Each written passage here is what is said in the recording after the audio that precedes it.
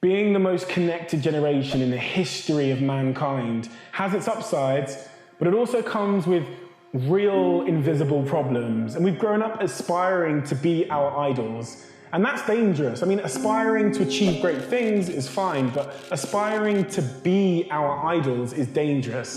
It's dangerous to want to be someone you're not. It's also not possible, but it's dangerous. And social media has glamorized the lives of a few, and we get to see their nice cars and their holidays and their wonderful lifestyle, and we want that, but we don't see the years and years of hustle, the pain, the sacrifice, the natural talent they had, the innate passion for their craft, the incredible details Steve Jobs saw the world in, or the unbelievable hardship that Richard Branson went through to get there. We don't see that. We just see the destination, and we want that. But most of us don't have and aren't willing to give what it takes to fulfill that journey, because it's not our journey, it's theirs. You're not passionate about typography or art or design, but you want to be Steve Jobs. You're not Steve Jobs, you're you. We are the generation that has confused admiration with aspiration, and we'll never find our own happiness until we accept that we can't have anyone else's life but our own. And if we realize this and focus on our own, then our life will be more than enough. You know, young men want to be Mark Zuckerberg because they admire him. But the crazy irony is we admire him because his life was unlike others. He didn't try to be like others. So if you want to be Mark Zuckerberg, it's time to stop trying to be Mark Zuckerberg, because you'll never achieve your personal greatness. Our idols did not follow in the footsteps of their heroes. There was no Bill Gates for Bill Gates to emulate. He had to carve out his own path to find his own greatness.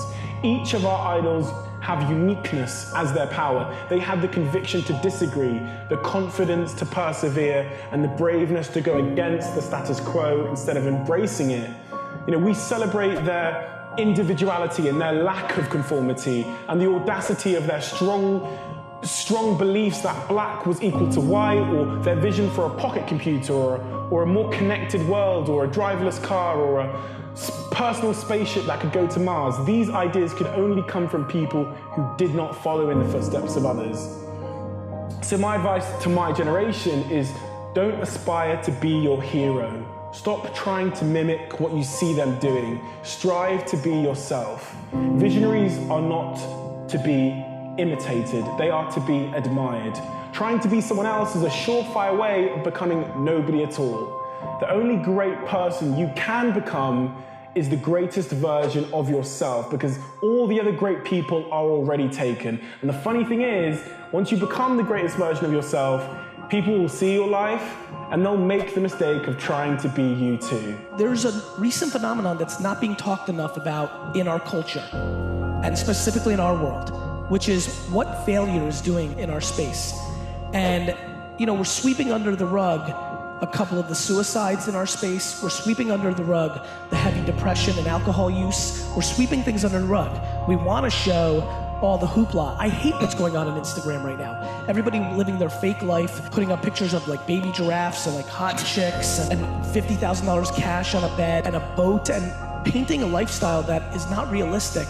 I want to have this conversation because there is a level of talent here, and what we need to all be doing is figuring out what we're best at and going all in on that. Defining your goals, defining what the life you're trying to build is, and having a real model for what you're doing. And for me, I tried to be very clear about what I'm trying to accomplish to myself. If you're doing this thing because it means something to you and you know exactly what success looks like for you, it's nice because then you're not as distracted by the fact that so-and-so is posting photos of them surrounded by $100 bills on Instagram or on a yacht in Ibiza or whatever. You want to make sure that you're not comparing yourself to other people. You want to compare yourself against the progress you've made, because, like, look, some people are freaks.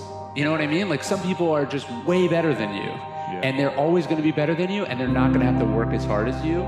So it's like, if you're comparing yourself to them or just mimicking them, that's not the right approach. Everyone has their demons. It doesn't matter if they're like the richest person or the most successful or the most good looking. There's some battle I feel like we're always facing. It's hard to just be like, I've got it all figured out in all areas of my life. The people who you feel like have it most figured out are probably struggling the deepest. Thou knowest the man, thou knowest not his wrestling.